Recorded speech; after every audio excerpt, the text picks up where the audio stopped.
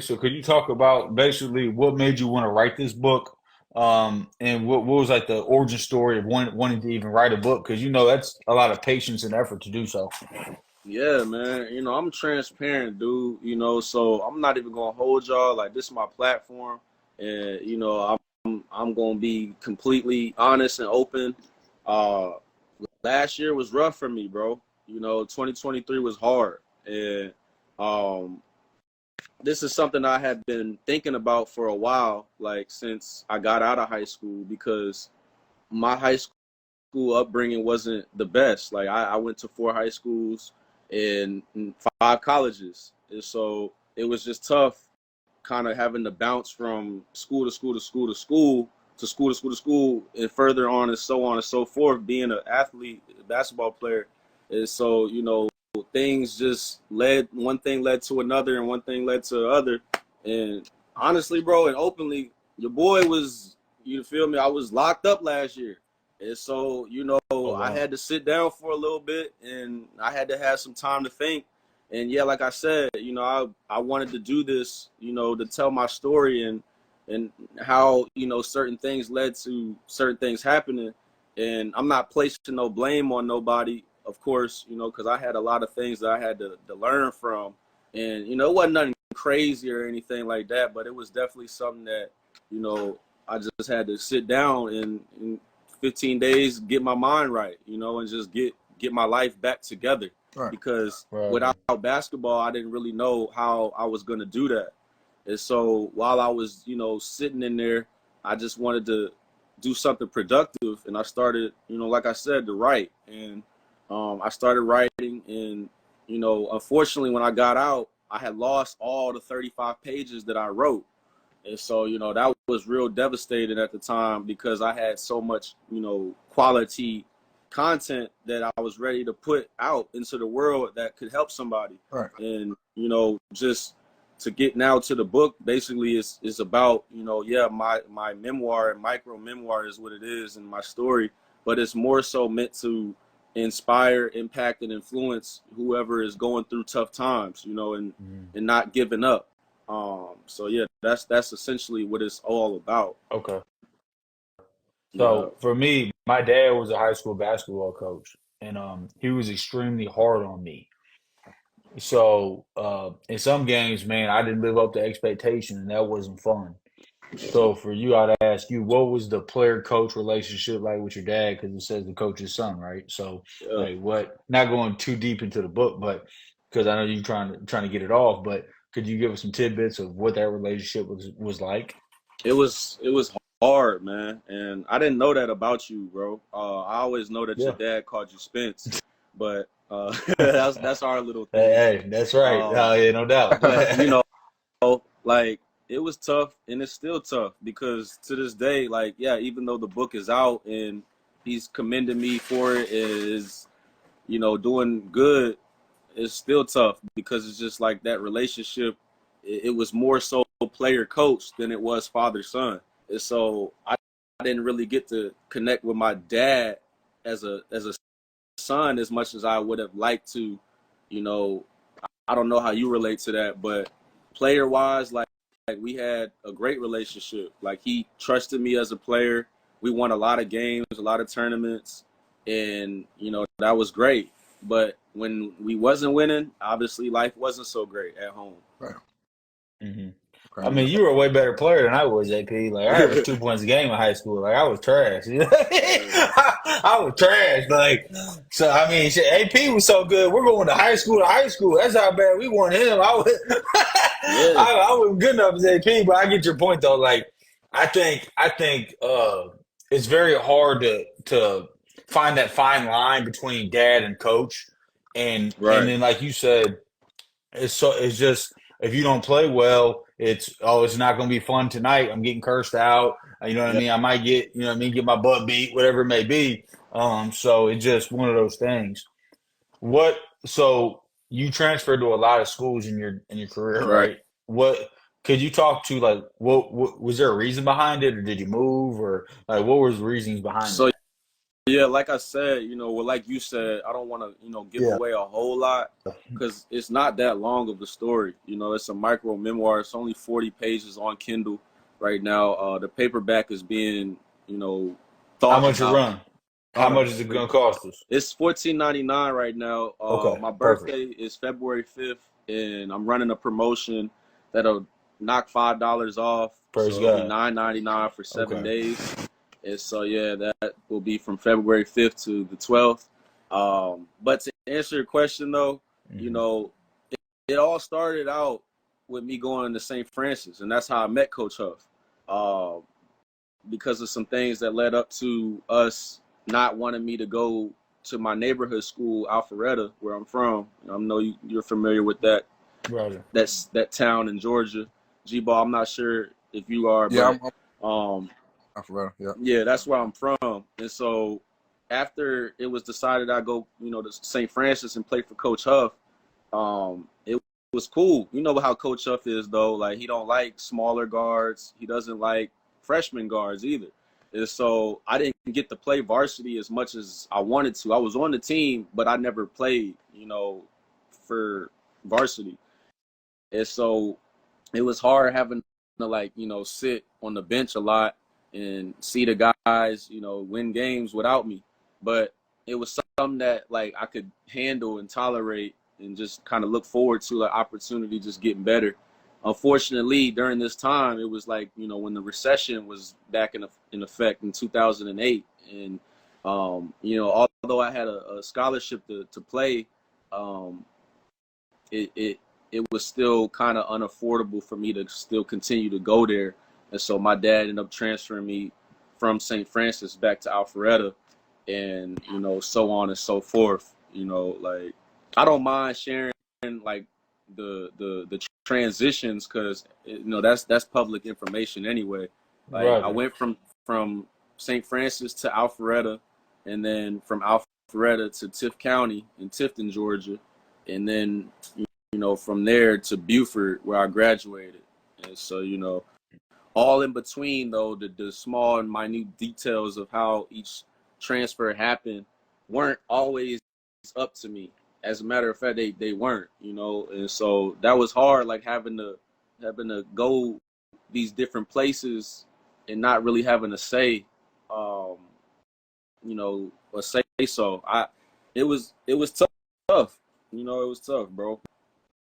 Do you feel like a lot of kids nowadays, like just in the basketball landscape? Because I mean, you didn't.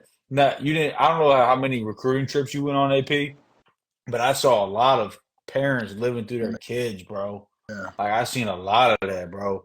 So, would you agree that you see a lot of that, or what's your take on that? I definitely saw and experienced that to the fullest. Okay. Like my dad, he some people they say like their parents vicariously live through their children.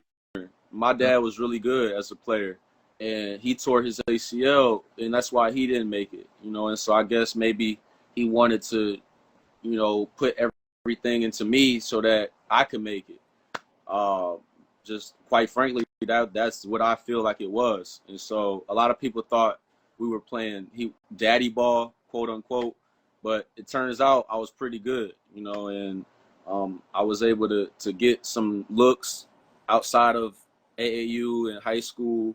And when I went to Tift County, that was big for my career as a high school player because up until that point, I was kind of just like unknown.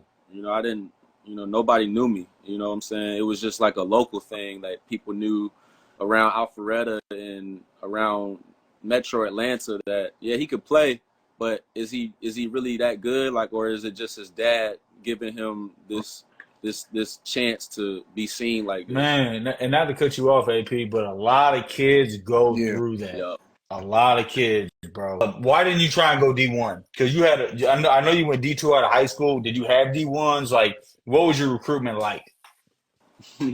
Coach Jay said it's always a girl. Uh, That's funny, man. Can't even see his comment. Nah, like I definitely had D1 interest, um, but not an official D1 offer. To keep it real with you, I had Georgia, Florida, VCU. Coach Shaka Smart, he was the head coach at VCU at the time when they were recruiting me. And Oh so they were wow. ready to pull the trigger and offer me because they had just came off of a Final Four appearance, and their point guard at the time was similar to like how I play. I can't remember his name, but prior to him, it was Eric Maynard, who went to go play for the OKC Thunder. Yeah, And so I was looking at that like, shoot, I want to go to VCU because this guy, he just got somebody to the NBA. That's always been my dream, as every hooper is. And so, I was looking at that like, this is my shot. And so when Tift County, the opportunity to play at Tift County was there with Todrick and all them and Coach Holland. Shout out to Todrick Jackson. That's a great player. Played at Georgia Tech. Hmm. I like to say the best player I ever played with personally. When that opportunity kind of fell through, and you'll read about it in the book what exactly happened, I just, all of my interest went away. It was just like everything that everybody, knew about me. It was just like it was a red flag. You know what I'm saying? Just this is now my third school. And so I was going to have to go to another school now, and it'd be 4 schools in 4 years. So the coaches were looking at that as just like, what's the issue with this guy? They thought it was me. Turns out, it was something else. And, yeah. So can you talk about like how hard it is, like when you're trying to get offers and you're trying to really work on your game and you're really digging and you're seeing other dudes and you've been busting them up and they're getting offers, but you ain't getting them. Like, can you talk about the mental toughness you got to have to keep moving forward on that? Yeah, the mental toughness you have to have is like, shoot, when you see that person in the game, you whenever that opportunity comes, it can't be a matter of the past. Like, it has to be in the present, like in that moment. G-Ball, I know you can relate to this. I'm going at this guy. Like, I don't care who you are. As a matter of fact, like one of the players at Tift County, his name is Donnell Tuff. Shout out to him. He was our big man. There was a documentary that we had did before the season started. And I, as y'all know, I'm a video editor as well. And so I, chopped it up and directed it. But one thing Tuff said in his interview was, I'll dunk on you. I don't care who you are. You could be LeBron James. And he really felt that way. And, that after hearing him say that, I was like, that's the attitude you have to have. You can't get caught up in names. You can't get caught up in who's, because the way I see it now, and I haven't always felt this way, but I'm Austin Pickett. So, you have to see me how the same way I have to see you. I don't know if that really answers your question, but that's how I feel as a player. Awesome. Yeah. So after I meet AP, right, we find out he's trying to play at Voorhees and it just didn't work out, right? For credits, whatever Yeah. it was. So he ends up coaching with me, right? So he's coaching Joe on the side. And then Coach Jay, who's on the live, gets sick of COVID. Then Coach Huff gets sick of COVID, and then I'm not there, right? Because I didn't want to get the vax. So, so then, Yeah. so now What up, AP is the Lone Bully? Ranger. Talk about that game when you got to coach your first college basketball game. Talk about that for us. Man, like you said, bro, it's all God. I can't make this stuff up. I knew this was going to happen prior to. I didn't know exactly who it was going to be. But as y'all heard me, I had to shout out Bowie, who just came in the live, because I don't know if he's still there. Hopefully he is. Yeah, he is. So that game, Bowie showed out. And so he made my job as a coach very easy. I didn't really have to say or do much because, G-Ball, you remember you was out there with him. I remember who I started that game. I started Bowie. I mean, Bowie dropped a 40 piece, bro. Yeah. 43, right? And Yeah, so I it's like when you got somebody doing that, like you really don't. He's pretty much the coach at that point. He was leading the troops, and I can really only remember saying like probably 3 or 4 things like in terms of encouragement to the guys that game. I just really had to step up and take the position, but it wasn't something I was just like I felt like I was extremely ready for. I appreciated it, but at the same time, like I said, Bowie, he made the opportunity very, very easy for me. And Okay. we only lost by 1 point. And Man, Y'all hit the shot at the buzzer though. I remember that. Y'all hit yeah, the shot at the they buzzer, said and they yeah, skirmed. they said then yeah, we got skirn. Like you used to always Yeah, say that skirn. yeah, you got skirmed. Yeah, But we did get the nah. they skirn. skirmed. Love you three, boy. So were you around for those mental health Wednesdays, AP? Yeah, Was yeah, I was. And I really liked Okay. those back in the day when we did that. Because that's another thing, and I'm glad you brought that up because the climax of the story is just that. The climax of my book is obviously catered to mental health, and obviously I won't give it away, but something Yeah. very traumatic happened to me in 2015. And what's good, Right. B Code? We was just talking about you, bro. But that's kind of what led to my college career being derailed in 2015. I don't know exactly what you're going to talk about with the mental health, why you brought that up, but um, Dejan Well, I Park. just praise God. I just praise God that that you're being so open right now because a lot of people are going to take away from your story and give they're going to give them the permission to open up, and it'll be a thing of where we don't have to keep faking the funk for nobody. You know what I mean? And I My think that's a sister, beautiful thing. my sister read the book, obviously, and she told me something that I really loved. She was like, this can be an outline for um, further, books to come. Like, I'm not saying I'm gonna become this world-renowned writer or anything, but this definitely, I appreciate the fact of where I am now because the book allowed me to get to this point to be able to talk about it so openly. And Amen. she said a lot of people are living unauthentic lifestyles, and when they hear people such as myself talking about these type of things, it opens up that door for somebody else to be able to share their experiences that God has gotten them through. Because I never knew that I was going to write this book, and it really was therapeutic for me to get it all out. Because for so long I was just feeling like, man, nobody really knows why I was going through what I was going through. They just saw me at different locations and destinations. And shout out to Kay, who just joined the live. She was just at church. Um, and so, they would see me from one place and then a whole nother place, and they just probably wondering why. And now those questions are finally answered in the book for those who know me. Mm, And the people who yeah. don't know me, it's going to inspire them to be more considerate to themselves and not giving up You because got it's so any easy questions to for him, do Joe? that. Oh, I'm sorry. You good? Yeah, I was finished. You got any questions for no, him, Joe? I'm listening. Okay. I You was locked in.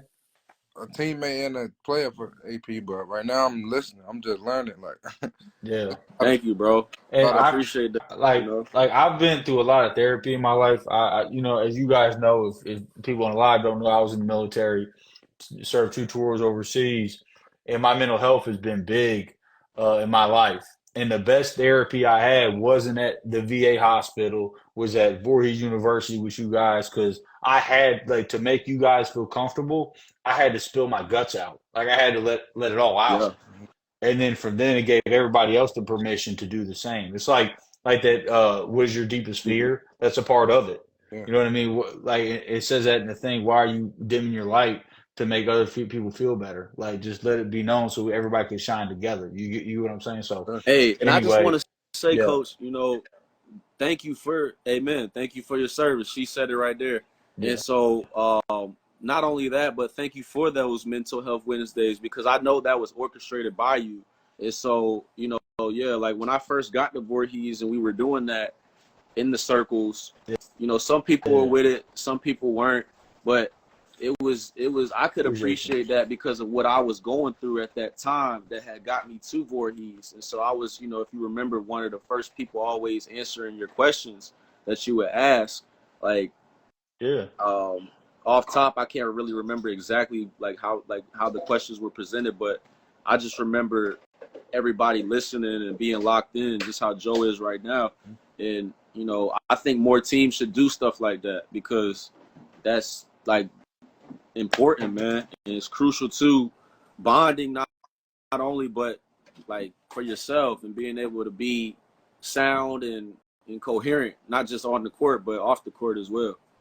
Yeah, I mean, because good teams that go far like each Yeah, other, Yeah. and because I hate when people say, "Well, I don't have to like you, I got to respect you." Well, how can you respect somebody you don't like? Like it ain't that's gonna true. work. You gotta like somebody that you're playing with. Amen. Because then, Yeah, because if I don't like you, then it's gonna be like, man, Joe shot too many balls. Man, he need to give it up. You know what I mean? Like instead of being like, oh, Joe's off, we're gonna keep him going though, because I know he can do it. Like there's a different mindset behind it. yeah, And then Coach Huff, he made me read that love language book. So I don't know if you guys remember that. Then we all had to take the love language test and then see, oh, okay, oh, yeah. I I know. and was I just found, about to bring that up. yeah, go ahead, Yeah, AP, rock out with it. No, I was just saying, like to Yeah, your point, I was thinking that before you yeah. had even started talking about this. This is all yeah, flowing. Yeah, I You mean, know what I because mean? I found it was crazy too. A lot of the people, like from the circles, a lot of the people that said they want a quality time as their number one love language, they they didn't have dads in their lives, or their dad might have been there, but they weren't active in their life. So I was like, man, because I always said I don't care about making $1 million. Like, not if I can't have a relationship with my kids and I'm always gone. Like, I don't want that. I want to be able to be there for my kids. So yeah. Them mental health I think the mental health Wednesdays was very like useful. I feel like more people should do it at like universities, like all sports. You know what I'm saying? Because I feel like them was starting to help us like understand each other more. And like you said, we understand each other more. You start to like someone because if someone got like ways, but you don't understand them, then now you might look at them sideways. But the mental health Wednesdays was like really help you get deep into someone like man or what they going through, what they thinking, and it helps out a lot. I feel like the mental health Wednesdays help out a lot. Yeah, I was gonna touch on your point, facts, G-Ball, Joe, Coach O, like about mhm. when you talk about your dad and you know, how that quality time is important. Oh, for Like sure. growing up, me and my dad, we spent a lot of time together. You know, before I became a good basketball player, we were doing a lot of stuff like together, just around. Like you'll read early in the intro of the book that I just remember like being young and just going places with him and just being seen with him and people complimenting our relationship, like chemistry as father and son. And, you know, we would go to different shoe stores. He would always buy me the newest Jordans so we could match each other. And that was the times that I remember. And so, you know, those times kind of started to dwindle down the more and more involved we started to get, like with basketball at AAU At least and you just got starting to Jordan, bro. I got Shaqs and Payless, dog. Like uh I ain't trying to hear this, dog. I was rocking the Shaqs. But go ahead, hey, go ahead. I'm I listening. never had those, but yeah, that's tough. I And apologize, you know, that you had to go through that. Oh, and, Not personally, but and then on top of that, bro, I go to the nice barber now. I was getting great clips cuts, bro. Like I was getting one bowl cuts. Like what are we doing? remember Starberry? hey, I ain't had the But anyway, experience with Shaq. But I mean, shout out to Shaq though, keep going because on that's AP a big though. homie. Like, Yeah. um, yeah, I'll tell you this. So, speaking of Shaq, like I actually talk about him in the book as well because I was blessed with the opportunity to meet him in 2018. After everything, you know, stopped working at my college basketball experience of not being on a team anymore, I had to find another way to do something. And so I started working for NBA TV, as y'all knew. Yeah. And so, you know, when I was there, it was kind of like an unwritten rule that we don't go where the talent is. But one day, when I was done performing like all of my duties, you know, as an editor for the highlights, I went down to the green room where they all kind of hang out. And Kenny Smith, you know, I won MVP at his basketball camp 2008, right before I went to high school. And so, you know, I asked him if I asked Ernie Johnson if Shaq was around, if Kenny Smith was around. So I see G-Ball is reconnecting. I don't know. That kind of Yeah, threw let me off, it but rock. Yeah, yeah. nah, And let it rock. so, You good? cool. So Kenny or Ernie took me to Kenny, and in the process, in the midst of me finding him, I shook hands with Shaq and we talked briefly. He made a joke. I'll let y'all read about that, exactly what he said. But, it was a great experience. So had I known what I know now about you, I would have told him that you was, getting those shoes from him. Dang, I don't know what's going on with the connection right I now, feel like y'all, but Yeah, we always have good combos. always, man. And so like that's why I kind of want to bring closure to this, bro. Like, I feel like the Lord has provided the platform for me to get reach the people I was supposed to reach tonight. And so I Right. just want to say thank you to you, bro, for even presenting this opportunity to get on here and talk about my story.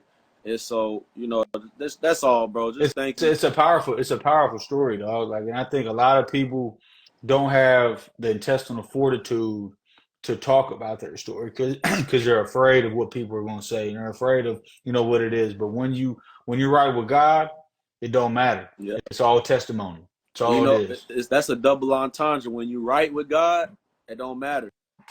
Because I was writing with God, That's and I right. believe personally I am right with God. But real quick, before we get off, Yeah. I want to shout out who just came in here, Marcus Dewberry. Perfect timing, bro. In due time. That's the name that you see down there. Hmm. Down there. He is, an exceptional person, nonetheless basketball player. And when I was at St. Leo, after I left Cedarville University, he was the point guard that I don't want to say took a back seat to, but he definitely is the man. You know what I'm saying? And so shout out to him, dude. I can't wait for you to read the book. And yeah, bro. God bless you. This is Coach O Dewberry. For since you don't know him. Hey, we need a promo code, man. Straight up. Give us a little promo code. We'll start pumping that joint out, dog. Give us a promo code. We're going to make it Hey, happen. once I figure out all the logistics on how that works, I'll definitely get that going, Because man. And we, I mean, for real, that'll really help your business, your book sales too. Because you can get all them people will pump it out, and you get a little cut of it, like a little 10%. It ain't gonna be a lot, you know what I mean? But that's where the promo code comes in. And it floods people to your book, gives more awareness, et cetera, et cetera. hey, man, like I just want to say thank you, bro. I'm ready to really kind of end this. Yeah, Uh, too easy, man. I it's all appreciate good, you. bro. But look, before I get off though, I need your number, bro. So Oh, DM I'll me text that. it. I'll Yeah. text it. All right, be Later, easy, bro. All right, peace. bro. All Love you, right, man. love. Peace.